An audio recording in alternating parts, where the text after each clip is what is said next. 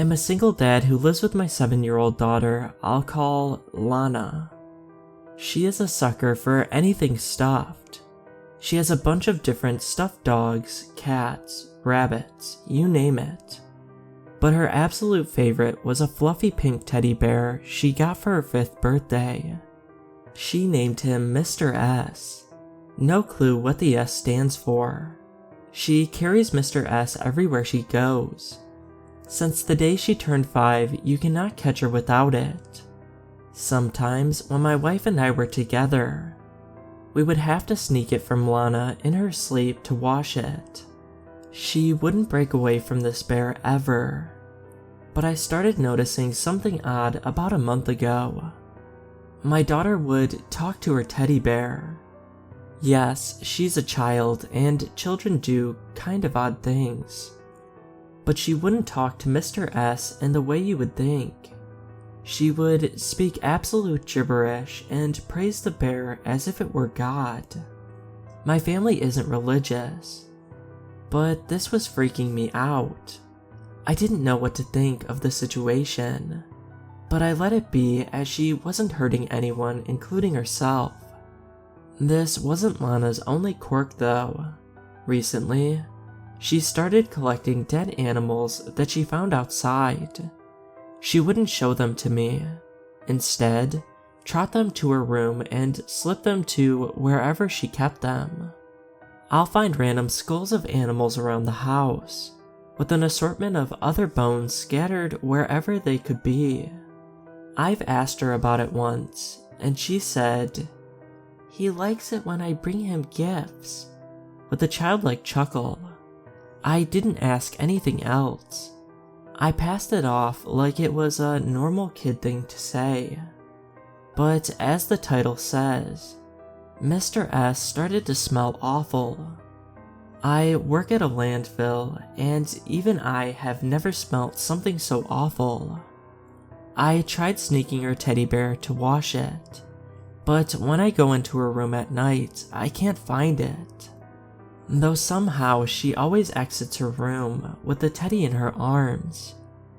The smell is awful, unbearable, but I can't get rid of it. I've never smelled anything like it. If I had to describe it, it smelled like rotten pig flesh. But even that smell isn't as unbearably awful. I don't want to ask my girl about it, because she may take it in a bad way. She's only 7, so why not let her keep some of her imagination? But the thing that creeps me out the most is something I found last night. For background, you'll have to understand the way my daughter's room is set up. Her bed is in a corner and she has a giant rug in the middle of her room. It has sparkles and unicorns on it. Typical 7-year-old stuff. Other than that, she has her toys in various parts of her room, with a giant pile of her favorite plushies. Well, I was cleaning up around her room the other night, and while I was sweeping, one of the shoes of her dolls was swept under the rug. I lifted up the rug to grab it, and decided to check for other miscellaneous toy bits. When I lifted up the rug, I saw a giant pentagram, written in what looks to be red ink. I took a step back and stumbled in fear. What the hell is wrong with my daughter? Why the hell would she have something like this? I went later that evening to pick up my daughter from my ex-wife's house. I saw her perky and cuddling Mr. S in her arms. Her teddy is a bit pinker than the last time I saw it. But I said nothing as she plopped down into my car. As we were backing up, she said, "Daddy, Daddy, I left Chewy inside." Chewy is the name of one of her plushies. Her mom was standing in the doorway, so I allowed her to hop out of the car and go grab her plushie. I noticed she left Mr. S, so I picked him up to investigate. He was wet, and when I shook him, it made a rattling sound.